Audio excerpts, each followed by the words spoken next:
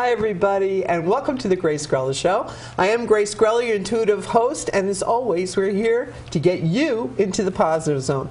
So whether you need information about your love life, your health, your finances, family, friends, whatever it takes, put a little extra pep in your step, that's what we're here for. I'm so blessed to have so many people donate their time and their talent to the show. It really is a labor of love here, and it's all about you. So if you want to be here with us, please send me an email at gracegrella@gmail.com with your information, and I'll contact you. We'll make it happen. You could be here up close and personal and get your good news. It's just awesome energy here at the studio. And I have to do a great shout out to my beautiful crew, Phyllis Sterneman, Michael Peters, Rebecca Farina, Emily Sullivan, Jason Hodge, Justin Sam. If I'm forgetting somebody, please forgive me. I think Karen Abramson is even in there helping out. I just love you all. I'm so grateful for all your time and your talent. And of course, this leads me into the Contessa of them all, the one and only Sabina Miller. Yay, Sabina! Thank you so much, Sabina, for since going back the years. 12 years, 13 years? Probably, well, I'm widowed 17 years. So, okay, so I would think it's more like 15. Okay. Because the way that I came to you, I'm a night person, and I was out all day, but at night I was watching television and reruns, and there was this young girl sitting behind a desk, taking phone calls, answering questions, and it was a rerun. It was probably 1 o'clock in the morning. And I wrote down the phone number and called the next day and said, do you do private readings? And you were up in the Blue House. You said yes. I went up. I had a private reading. And the next thing I know, I was volunteering. Which brings me to seniors, and to me, there's no reason. A lot of seniors get old before their time, and a lot of seniors, they say, wow, look at them go. If you never stop, it's easy, you know. And I talk to seniors and they say, where are you always running? There's nothing to do. What can I do? I can give you 20 different organizations that, depending on what you like to do, depending on you want to do it 1 day a week, you want to do it 3 hours a week, you want to do it Monday, Wednesday, and Friday, you can volunteer, you can have a good time, you can have a reason to get up in the morning, go out and talk to people. And it's motivation, it's passion, it's purpose, and this is also all supplied by doing just that, by volunteering. And what I'm so happy about for you, Sabina, is that you've been working so closely with the town of North Hempstead's Project Independence and their radio show. And you've been, because your brother, who's with us this evening, Herb's Shane Lynn, what was the name of his show? Everybody's entitled to my opinion. There we go. And but you must understand. You must understand that he wants to get a message to you. And the message that he's trying to get across, he said, now you know what it was like living with her. Okay. Is that he wants you to know that he'll be with you through this transition from radio to TV. He said he wanted to be on television. He said, but he'll do it through vicariously through you. And he said he really is sorry that he didn't record your phone conversations and play them on the radio in Alaska, because that's where he and his beautiful wife lived, and he did his radio show from. You have your own invisible entourage that's always with you, and you know that. As a Cancerian, your birthday's July 17th. So as a Cancerian, you're a natural empath. You're naturally attuned to others, and that you were born in the year of the monkey. This heightens your sensitivity and your awareness. My time. Yeah, there we go. So Gong Hee Fat Choi, Sabina, it's your year. No wonder you're going to be branching out from radio, going into your own TV show with Savvy Seniors, because why? This woman is, not was, she still is, Ms. Savvy Senior 2015. Now, when do you have to? 2015, 2016. 2 years. She's so fabulous. They extended her range. She's and queen for 2 years. I must tell everybody, they not only have a Savvy Senior Queen, they had a Savvy Senior King, who was about 14 years younger than me. And everybody asked me about it and when it was over, and I said, oh, we were like real royalty. I went home alone, and the king went home with his girlfriend. Bada boom. So I think that when you get older, if you have a sense of humor, it helps.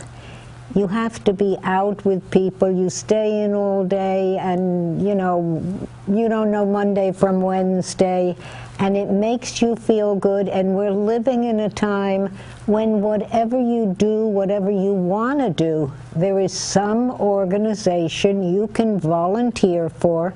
And the nice part of volunteering is, if you want to go on vacation, you don't have to ask for time off. You go. They're glad to see you go. They're glad to see you when you come back. And what's even more fabulous for you is that with all your volunteerism and all your awards and accolades and recognition, the best part is that all the people that you empower and assist and help to get out on their own and really enjoy themselves in their golden years, as David Bowie up in heaven is singing in my head. And in those golden years, it's all about finding your joy and following it. Following, as Joseph Campbell, God rest his soul, follow your bliss. And it really is the fountain of youth. And so you have been aware of that all these years, and that's why everybody admires your energy and your ability to assist and help others. Now, with your Savvy Seniors show that you'll be doing with PATV, you'll be having people on that help seniors and give them information, right? I believe so. Like I found out, maybe 2 years ago, that there are real estate agents that specialize in seniors housing. And I said, what does that mean? A young couple with a child needs a house just like an old couple. But if they're selling a house, they give them certain hints on what'll make the kitchen look better when people come in to see and to buy. And, and they want to go to a neighborhood. They don't want to move into Levittown when it was first built, and there were all young returning GIs, newly married with children. And in almost every area of your life, there are people who specialize. And, and so we want to tell them how you can get a specialist for this, for that, for whatever. And we want to tell them how they can get out and how they can enhance their life. And sometimes you come home, you get to your front door, you take your shoes off, and you say, "Oy, my feet are killing me." But it's a good kill, Well, yeah, when you have that sense of accomplishment and self-satisfaction, and that's always lovely, and there's always Advil, okay? Yeah. Everybody has their aches and their pains and whatever, but to transcend that, to go beyond that. And that's what purpose does. That's the motivation. That's the oomph that everyone needs. And I love that you're helping people who really have no clue. They have not the resource to, a lot of seniors aren't technologically savvy. As you know. Okay. Hello. Your famous line is, "I don't do computer." So, by having the radio and having the TV show, that seniors who aren't that savvy with technology can still get the information, still find out the organizations that have the wherewithal to assist them, help them, give them rides. help them with their pharmaceuticals. Maybe it's physical therapy, maybe it's dance lessons, maybe it's dating, whatever it is, you know, a social. And if they want to volunteer, there is always somebody, if they don't drive, that volunteers for that organization that'll be glad to stop and pick them up and bring them home. Oh, like Phyllis Sterneman. Yeah, wow, yeah, definitely. We have a lot of angels that we know that do things like that. And but what's really important is that they realize, you were telling me the story of how Project Independence has, you know, discounted cab rides if they're going to the market or if they're going to a doctor's appointment. If you are, of course, Project Independence is for seniors. And it doesn't matter if you're on a fixed income or not. If you are going to the doctor, you can get a cab. It's half fare to go, half fare to come back. They have, bargain. Who could pass up the bargain? Right. There you go. They have, in the town I live in, I think twice a week you can get a free cab to the supermarket. You go in, you do your shopping, you come out with your wagon, the driver puts your groceries in the car. If you're in an apartment house and you're old, you know, he'll carry it up for you, no charge. We ask that you tip them, you know, but more and more things are going on. And we're not talking, so listen, don't buy any plugged nickels. We're talking, you know, cashola here, right? Yeah. That's it, that's it.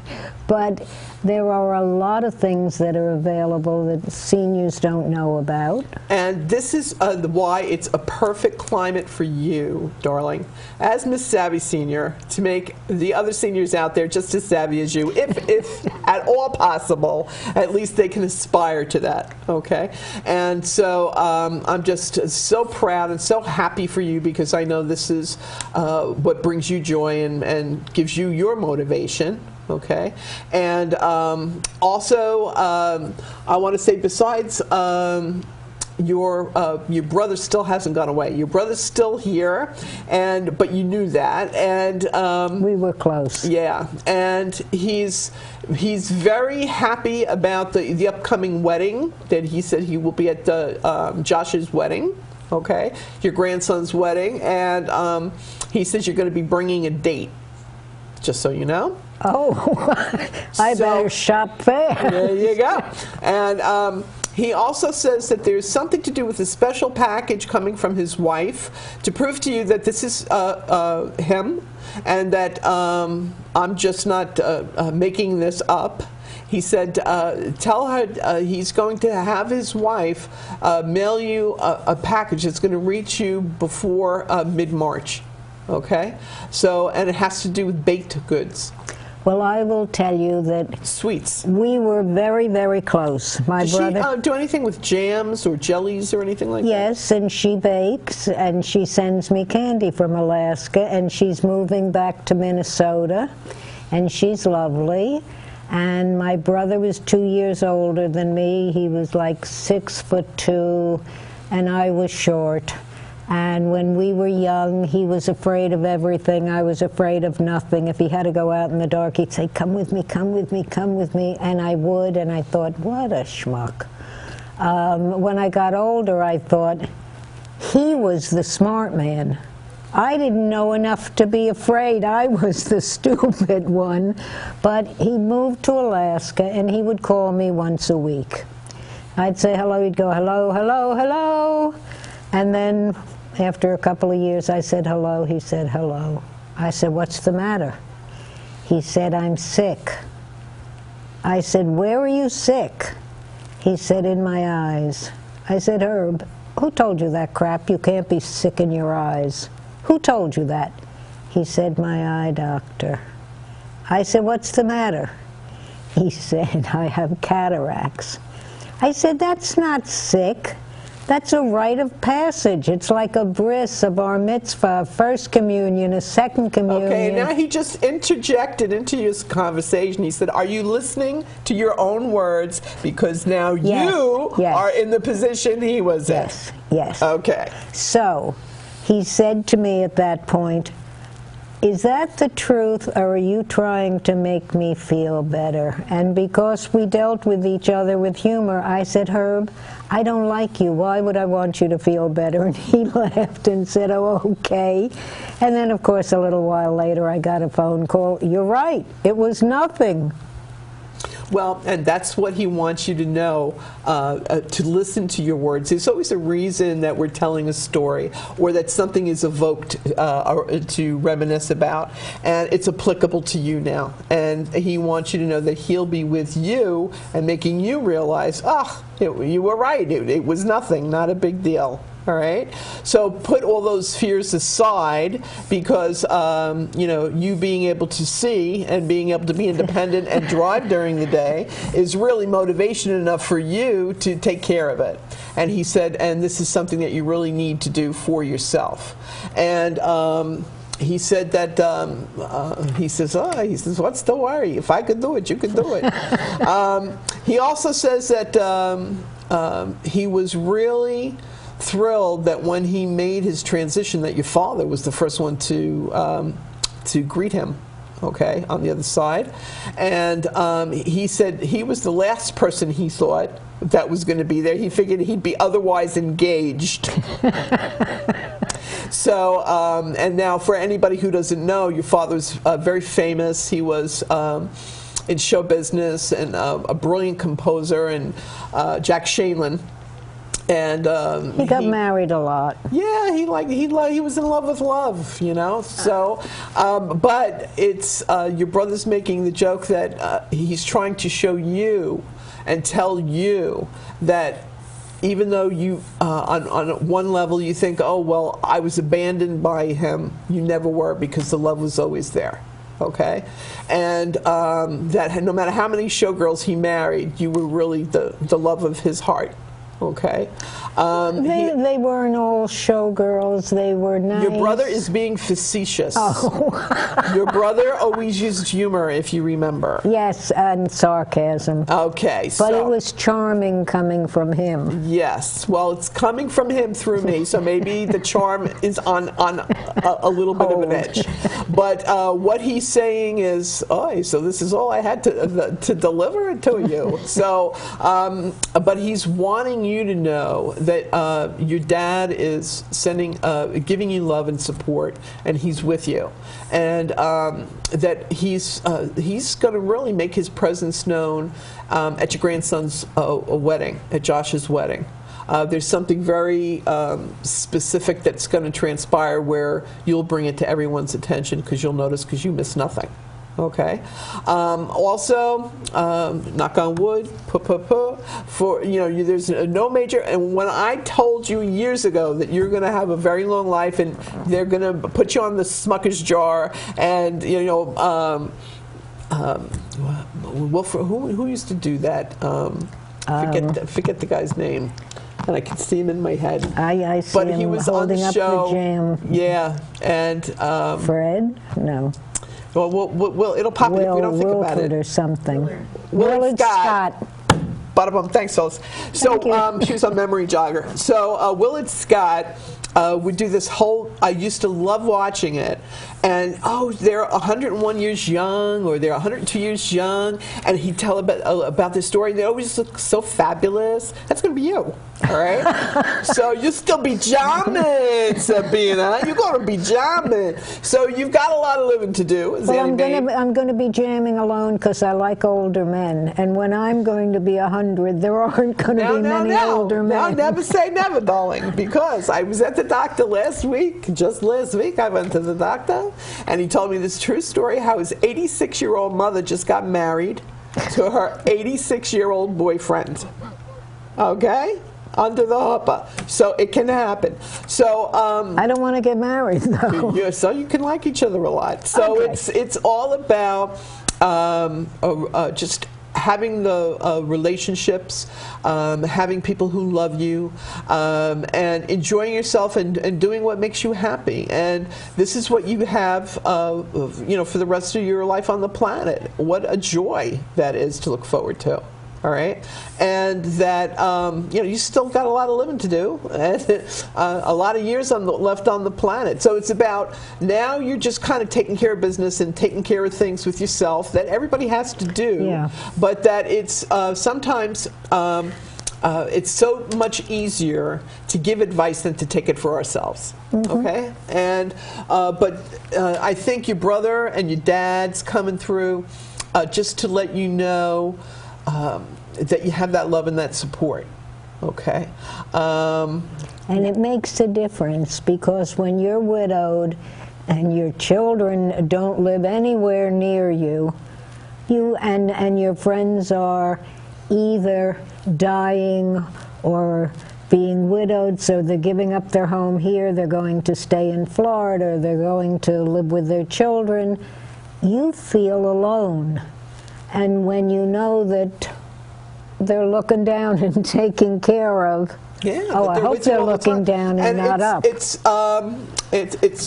very comforting, I think, when people say to me, "Oh, doesn't it get a little crowded, you know, you with the invisible entourage?" And I said, "No, it's all about that comfort, knowing that, you know what, they got your back. They're loving you, they're protecting you, they're watching over you." Okay, and not to worry. Herb says he'll close his eyes when the boyfriend comes over. Okay, so you know there are privacy clauses that go along with the personal bodyguards in heaven here, but seriously, what you need to know is that the best is still yet to come. You know, you've had a brilliant life up until now. Yeah, you've been very blessed. I've been very lucky. I've enjoyed my life. Yeah, and still more to come. So, woo! As Betty Davis said, strap yourselves in. The ride's about to get bumpy. Woohoo! So it's onward and upward, and do more, do more. All right, and that's what's going to really bring you so much joy, is, you know, seeing your grandchildren get married, seeing your grandchildren having a family. All right. I'm about to have a second great-grandchild. Yeah, mazel tov. And let me tell you, when I knew I was old, when my oldest grandchild got married, and 2 years, 3 years later, she had a baby, and her father, my son, the first time he walked into the house and I said, "Hi, Grandpa," I thought, oh my God, my kid's a grandfather? How old am I? But the generations, and I think this is what is so needed, and again I have to bring back to, I'm so happy you're getting this show, because in the Indian culture, American Indian culture, they were revered. The elders were revered. In the old days. And it's the wisdom keepers, you know, the knowledge holders, you know, it's, they have the experience and the answers for us. And they would listen for you know, days and days and weeks on end. And was their entertainment, all the stories, the storytellers. Yeah. And so you now have the blessing to give to your grandchildren, great-grandchildren, all the stories about, you know, your brother and all his wisecracks, and your father, and the family tradition, you know, tradition. So that's how we stay alive. That's how our light keeps moving forward through those we love. And so your stories will, even when, you know, God forbid, maybe another 100 years from now, your stories will always be here. Your radio shows will always be around. Now your TV show. You know, and to me, you're so young. I mean, Whistler's mother didn't start her career as an artist until she was 86. So you're a little chippy here at 83. Oh. So it's and a half. And a half, right? And the half. Don't forget the good half. So it's about you being the shining example to others that, hey, you know, get up and get going. Yeah. Well, you know, you don't give up. If you're having a bad day today, well, there's always tomorrow. It's got to be better if today is so awful. Mm-hmm. You know, I hear Annie, it's only a day away, right? Tomorrow, okay. I'll love you tomorrow. And with this is going to become not only a lot of help and joy and assistance to others, but also it's the gift that keeps on giving, because I know that what makes you happy, right? Yeah. Yeah. So what's going to really make you smile and is that I do feel that there is going to be another commitment. Now, before you met John Lorette, love you, John, you said, no, I'm never getting married again, blah, blah, blah. And I must interrupt, because the first time I saw you and I went to you for a reading and you said you're going to be married again, I said no, you said yes, I said no, you said yes. And finally you said to me, you know, Sabina, to be married, you don't have to stand in front of a rabbi, a priest, a judge, a court clerk. Marriage is an emotional commitment. Now I meet John, and I don't know, it was maybe 4 years later. And it was magic. And yes, 4 years later, we were watching television, and he was sitting in a leather chair, I was sitting. It was a program about oceanography, so he was engrossed. And I looked at him and I thought, my God, Grace was right. I am married. Yay! And on that note, we get to wrap up another show. See, you just got to wait it out. Sooner or later, love finds you, and you're going to be happy. And we love you. Stay in the positive zone. Until the next time.